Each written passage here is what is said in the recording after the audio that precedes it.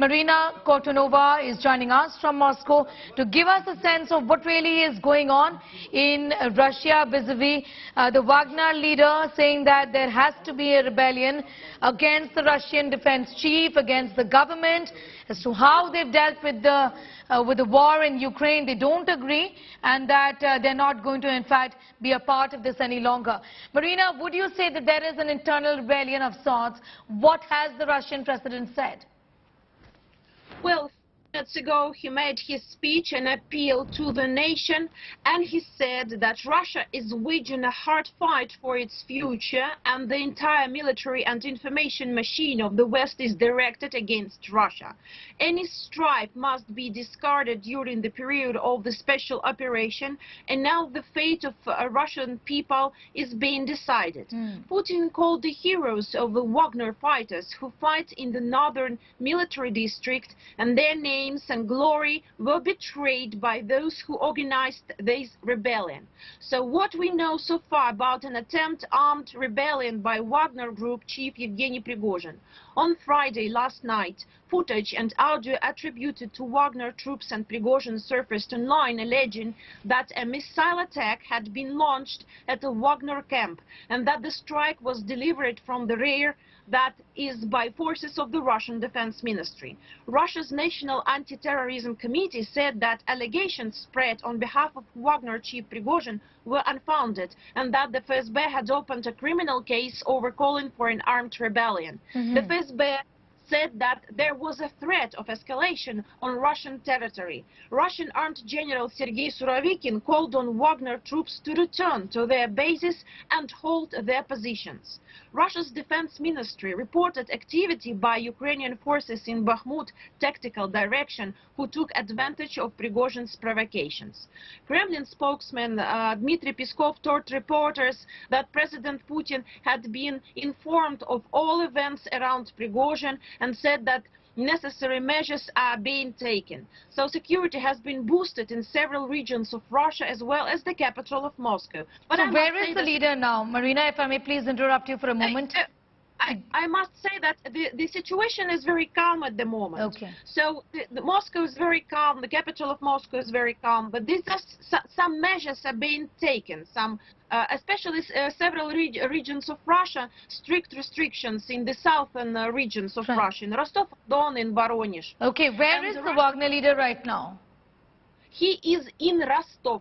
This is Rostov-on-Don. This is a Russian southern district which borders the Donbas region. Rostov is the last town borders on the way to Donbas, where special military operation taking place. I will mention this situation later. I will come back to this. So Russian regional authorities said that law enforcement agencies were doing everything necessary to protect the general public, and the authorities added that Ukraine was seeking to spread disinformation about the introduction of curfews in Russia. So we've been reading Telegram channels the whole night, and it was actually very tough.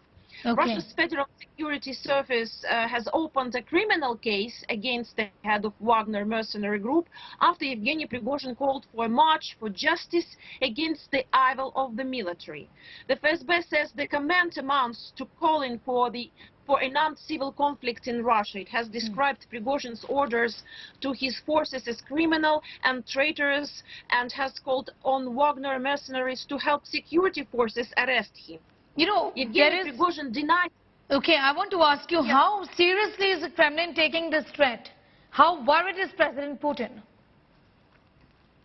Well, you know, Prigozhin denies calling for a coup. He says he's reacting to military strikes that allegedly killed 2,000 of his forces, and Defense Ministry denies this as informational provocation. Meanwhile, the Kremlin says that President was informed that situation. The President said that this is a provocation, and Russian media are now saying that security stepped up around government buildings and key facilities in Moscow, and Russia's Defense Ministry also says Ukraine is taking advantage of Prigozhin's provocation to disrupt the situation. So, you know, staying with the story, Wagner's chief says his forces have entered Russia from Ukraine and are ready to go all the way against the Russian military. In an audio recording posted on Telegram messaging app, Yevgeny Prigozhin said his forces will destroy anybody who would stand in their way. He also vowed that he will do everything to topple the military leadership in Moscow.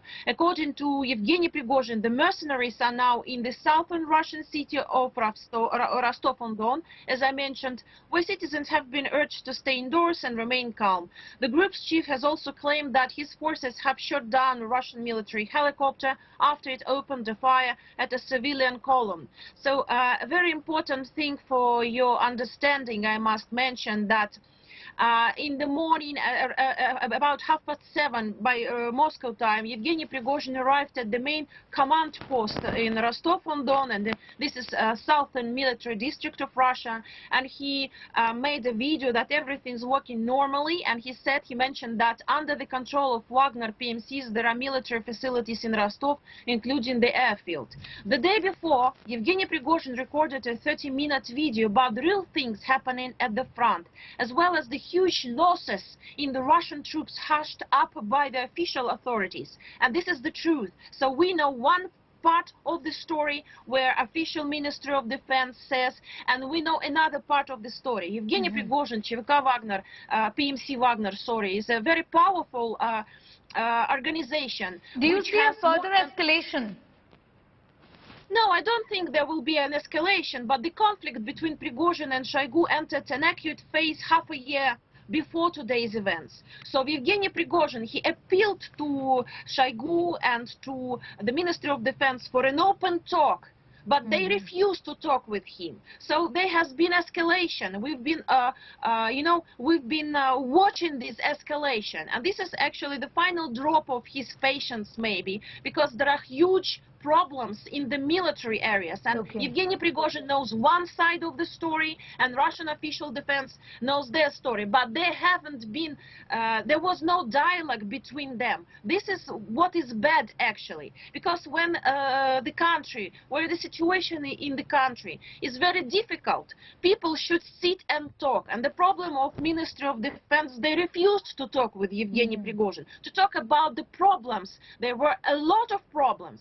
But I don't really know, there is a big part of Russian population, they support Yevgeny Prigozhin. These kind of problems should be discussed. They should not be silenced.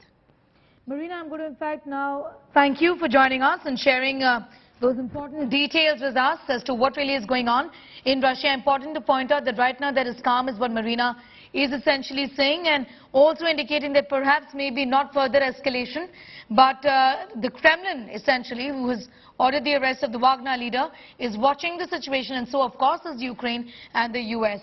Thanking you, Marina. Hope to hear from you once again and very more often on the developments from Russia. Thanks for your time.